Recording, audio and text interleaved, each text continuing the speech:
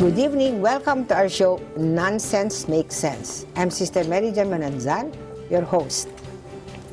You know, we have a very peculiar guest today. Somebody that we never had the fortune to invite before. Because this woman has a special gift, and that's what we are going to find out all about what this special gift is. But before we talk about her special gift, let's talk to her as a person, no? Welcome to our show, Tintin. Yeah. Hello, Sister MJ. Kumusta ka? Still alive and kicking. Ah, ganun nga talaga. No? Always. Oo. Di ba? Kailan tayo unang nag-meet, di ba, kay June Losada? Yes, June Losada Oo, in no? LaSalle. Oo, sa LaSalle, Green Correct. Hills, no? And there's always a reason for everything. Oo, tapos nagkita tayo last sa Sydney. 3 weeks ago. 3 weeks ago, no? Yeah, yeah. Di ba? Yeah. And I remember noong pinakilala ka sa amin ni June, kasi magkakilala na daw kayo noong primero, pero parang dahil nagpunta ka na sa Australia, hindi na kayo nagka-connect. Pero it seems like nung nagkaroon siya ng problema, hindi ba, nung naging whistleblower siya, tapos may threat siya sa buhay niya, parang ikaw ang First. Ikaw ang nag-ano sa Actually, kanya. it was funny. Oh, sige, how was that? No, so actually, my dad is the best friend of the brother of June. So Yung namatay. Yes, the one who was mistakenly killed, I think. So basically, we knew each other when we were kids. Actually, I don't like him at all. I love Tito Ike. I call him Tito Nanding, and that's it. And then we encountered each other again through Topax Colayco, Francisco Colayco. Yes, because they were in that curriculum. Correct. Something. But before that, so he was Alcatel and I was the consultant of Mr. Colayco. I know I don't look like a consultant, but I'm into the systems like that. And he ended up to be the supplier of Mr. Colayco, and I was shocked. And then, so I left to Australia and everything. And then there wasn't, I didn't know what happened to June anymore. However, I was going for a dinner in Australia. Oh, and then? And then I just felt calling him because I knew his number and everything. And that's the time that he said, "Christine, Tintin, Yeah. I'm in trouble." So that was the start. So and what I is said, this like instinct of yours? Call him, parang ganon. Yeah, You are being urged to call him. Yeah, so But you did not know why. No, I don't know. Although there are times that I will know, but like sister, I guess the thing about the gift is that, as I always say, it's a gift you don't want to have. Yeah, but before we go into the gift, let's have a context for the gift. Yeah. No? So let's talk about you and your family first, no? And then maybe while you are talking about your family, then you tell me also when is the first time you noticed that you have a gift. No? So where were you born, Batinti? Manila. I was born in Manila girl. Talaga? Where? In Sampaloc? Hindi mo na alam. Mandaluyong. Sa Mandaluyong ka talaga na. Yeah, Mandaluyong. How many ba are you? Are you the only one? No, there's 2 of us. My sister. My sister. Yeah, eldest and youngest. Oh. I'm the crazy one. Exactly like me too. I'm the youngest of 2. Correct. And my sister is the eldest. And sister, that's why we merged, like, you know. And then where did you go to elementary school? Okay, basically, I was supposed to study in Saint Co. And then? But it's too far. Wow. Yeah, Mandaluyong, lapit lang yun. You know, because the time, initially we studied in San Felipe Neri School, and I was there until grade 2. Tapos? And then I took the exam in Saint Co. and St. Paul's Pasig. You really took the exam, Because my dad was working with Tito Nandi in Manila Hilton. Tito who? Nandi, the brother of June Losada. They are both working in Manila Hilton. Okay. So my dad was thinking of, okay, I can take you to school if it's because in I'm going to office anyway. Correct. But it was really so far. So I ended up studying in St. Paul Pasig for grade school. And then high school, I studied in St. Paul, Quezon City. Puro Paulinyan ka talaga, ha? No, but in uni, of course, the Rebel, University of the Philippines. So what did you take up in the UP? No one will believe. What? No one will believe, actually. But actually, sister, I'm a Bachelor of Science in Statistics, Mathematics. Excuse me. No, and that's where the strange thing, no one believe it, because how will you mix a person who's logical? Oo. With somebody is out of the house, out of the box. Correct. And it is something that okay, how will I say it, sister? Okay, it is where I fail. It is something that I cannot in any way explain logically. I can explain everything, but not this gift. Talaga? And so when did you first realize that you have a gift? around 5 years old. 3. Yeah, so what happened when you were 5 years old? No, so let's say the phone will ring, and I'm sure my dad will recall it. The phone will ring, and then I'll tell my dad, Dad, answer the phone. Of course, my dad or my mom will get angry at me. They will say, you're so lazy, you're beside the phone, like that. And I'll tell them, what? But it's for you. Why do I need to answer it? The call is for you. And they will say, how would you know? Yeah, and they will just, and then when they get it, yeah, she's right. And then when we were in Mandaluyong even, like I see them, I have playmates. I know they're there. Like there was a situation, I think I was 7. And do you know, like the glass, right? Usually the windows here, you have the grill. Yeah. And I was so small then, and I tried to climb up, and I hold on to the top with one hand. And of course, my dad was freaking out. And I said, no, I'm safe. My playmate is here.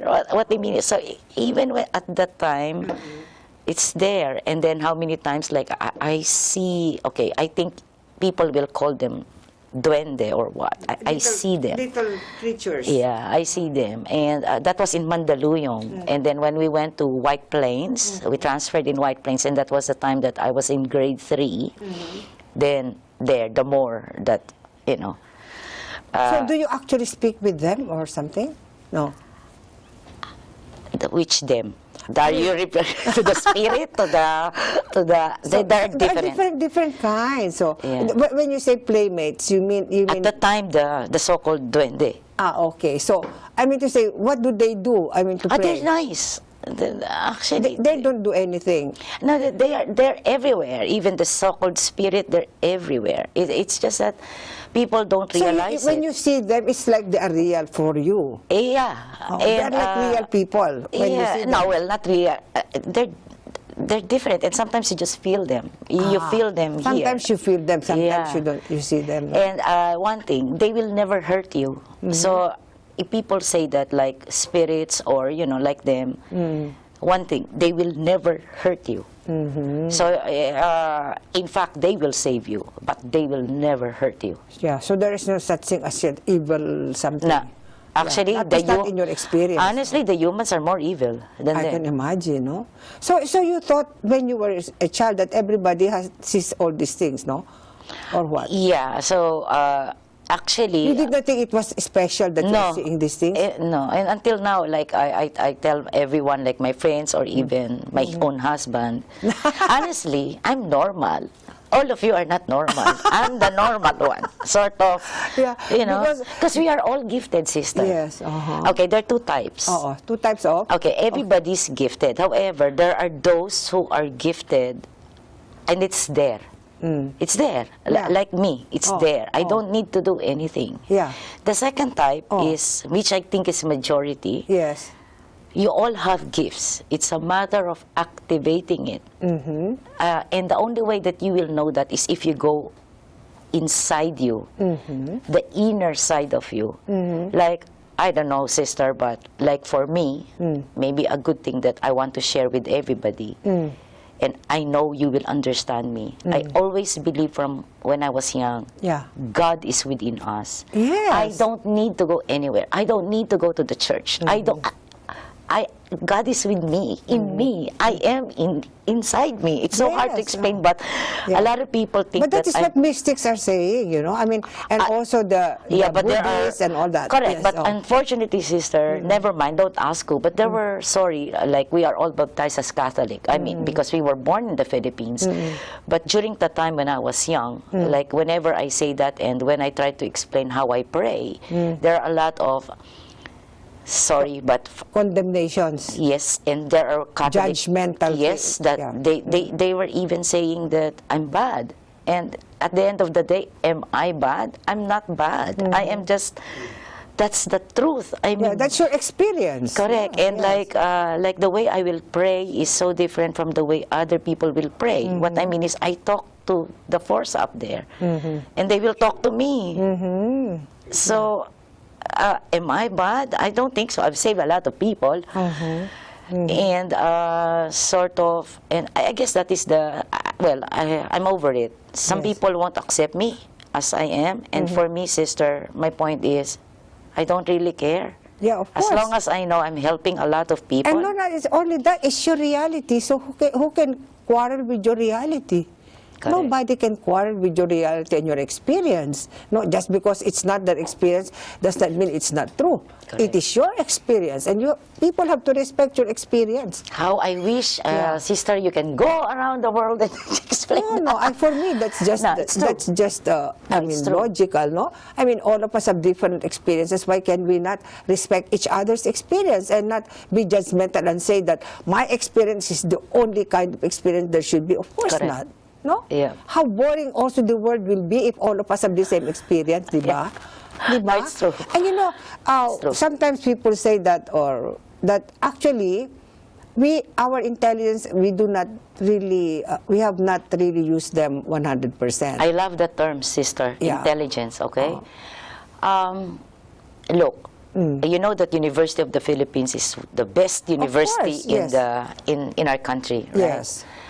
Actually, being honest, sister, I became a subject matter Really? in psychology classes and philosophy classes. Wow, So I why? was talking about this one, about the gift that existed. So there were people in University of the Philippines knew about what I am. And they were studying it. What kind So, of experience is correct, it? yeah. Okay. And so it's a psychology class, or so how does it work? The philosophy class, like, okay, it's there. Like if I see someone and I have contact with the eyes, like we all know eyes. What is eyes? Yeah, The window. of the soul. Correct. Okay.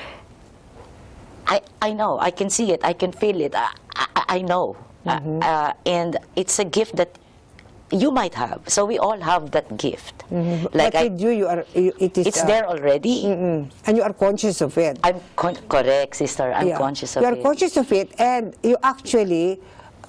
There is the consequence of your consciousness of Yes. it, isn't it? Because you can Yes. help the person or Yes. something like that. In fact, sister, it went to a point that I ended up learning how to close the third eye because I had to. Yeah. Because it's driving me crazy already. Really? Like, I think at around 14 is the time that I decided to close it and then open it. It's because I had an experience in Green Hills. Yeah, please. So I guess, you know, Green Hills, Yeah. shopping, you know. Center and all that. Correct. And there was this old woman, very old, and she was actually buying shoes, right? And then, so I was also buying shoes on that same shop. And when I turned around, we accidentally Looked into each other's yes, eyes. Oh. eye to eye. And then? And then I said, "Mom, your son is having a heart attack." Oh my God. So the old woman said, "Where's the phone?" Crazy Christine, Tintin. I carried, come. I was happy to help her.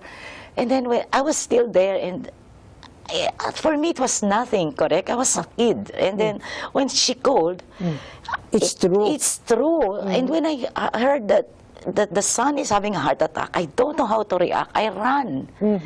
And after that, Para like, you couldn't believe that what you said was true. Totoo pala. sort of what the hell is going on? So Yeah. sort of, and from then on, I was able to speak to someone, and they really told me, you really need to learn how to close it. Oh. And I said, how? So around 13, 14, the only way I can close it is Yes. if I meditate. So I learned meditation around 12, 13. That Close it. I thought you will meditate in order to open it. no, Ayun pala. it is also the method to close it. Really? Because you don't like it really open all the time. It will really Oh. It will drive you. You'll freak out, no? Yeah, no, it will drive you crazy, actually. Really? Yeah, so So what are the other instances about this I guess gift? the other biggest one is the Marcos. Okay, you tell us about that. Yeah, because we live in White Plains. Okay. My neighbor is, I'm not sure if you will remember the Channel 4, Rita Gadi. Yes, yeah. Okay, so... I mean, I know her name. Oh. Yeah, so we were neighbors. Okay. And,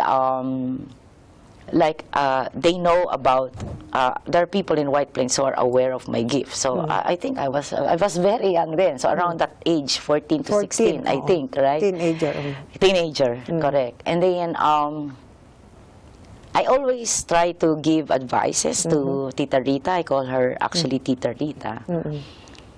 And actually, she rated me as 99.9 accurate. What were you telling her? Like sometimes, like she will ask me any advice like that on this, on that, and like. Because I was a teenager, so I just do it casually, you know, and it just goes About out. what she has to do or what? Or Yeah, or somebody, a person like that. Even other people, right? They will ask me, is this person good? Like that, ganon. right? Oh. And then one day, so what was the last was it Fernando? Yeah, Fernando or Agrava, I think. I have heard of that name. Oh. Yeah, no, so there were commissions, remember, after Yes, the... Agrava Commission. Oh, I remember. There were Fernando, Agrava, all of that. So there was a night, and I will remember, in fact, she documented it in my website. Oh, really? Yes, Oh, as a... Gadi, you mean Rita Gadi, Oh. what happened. So I was just reading, doing some reading, and then I really... So I think it was, what is the last? Is it Agrava or Fernando? I think it's Agrava. Oh, what? Agrava is the UP guy, right? I think so. Yeah. Anyway, I said... You said the tower will fall. Yeah, so What is it's she over. talking about? Siguro sabi Yeah, mo. Oh. and then I said, damn, you know, they will be caught. I mean, and Tita Rita said, Christine, that's impossible. It will never happen. Sorry, Tita, because sister, that's a problem. I don't edit. Just as you see it, you say it. Yeah, and that's why I always say to other people, never ever ask me a question if you're not ready to hear the answer. Because I'll tell it to you as it is. Correct. And some people, sister, will get angry at me. Some people will say, that's not true. Some people will say, change it. You know, these things, right? And But you are only saying what you actually see, di ba? correct. So how can you change it? I can't. And by the way, sister, I won't. I won't. Yeah, because that's not reality anymore. if you Correct. change So, it. and then what happened is, actually, Tita Rita was saying, Christine, impossible. And then few days So later... you're talking about the Marcos regime. The Marcos, yes. That you are saying that they will be fall. caught, it will be done, Ver will be the first implicated, like that, right? But at this time, they were still very much in power, di ba? Yeah. There was no... Before Ver was, in fact, when Ver was declared, Tita Rita went to the house and Christine, why did I not believe you? So you were saying this mga years before pa? Yeah, no, months. I said, they will get him. Because there were several. They Fernando, were questioning na. They were already examining. Yeah. They were already investigating, you mean? Yeah. Okay. And then you said that they are going to... It will happen. They will go. I mean, And Rita did not believe you. Because he said, That's Christine, impossible. It's impossible. There's a lot of people who tried. Not this one. So sort of for me, I'm so casual. But did you see that like visually in your head, or so, just... sister, usually like I can see that, let's say you or what, but I can also I can read tarot cards, but not the way other people read it by the book. No.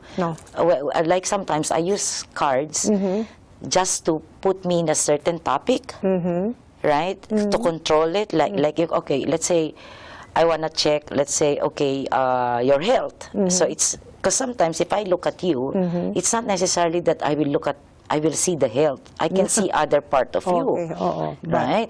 But if I use a card, I can control exactly what I want to see. Really? You are just using the card as a medium. Okay. Yeah. And then, so when because she was actually asking about the political situation. So I said, Tita, better for me to use cards because that is controlled.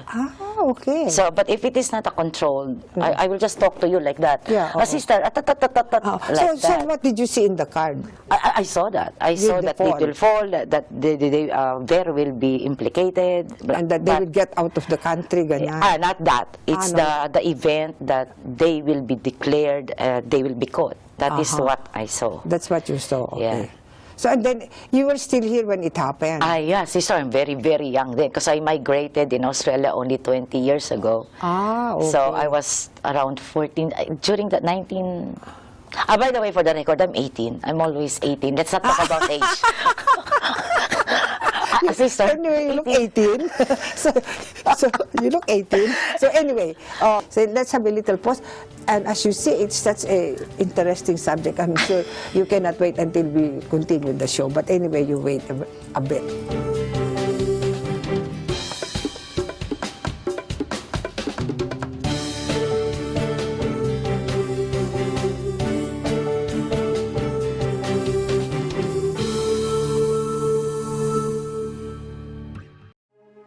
Where do they teach heart, the courage that exists even in the darkest of nights? How is love for country born? How is it fanned and kept alive? And the faith, the sinewy stubborn faith in a God, from where is it drawn? The character, this voice of greatness, is it taught? Is it God's handiwork? How are they made? How are they made?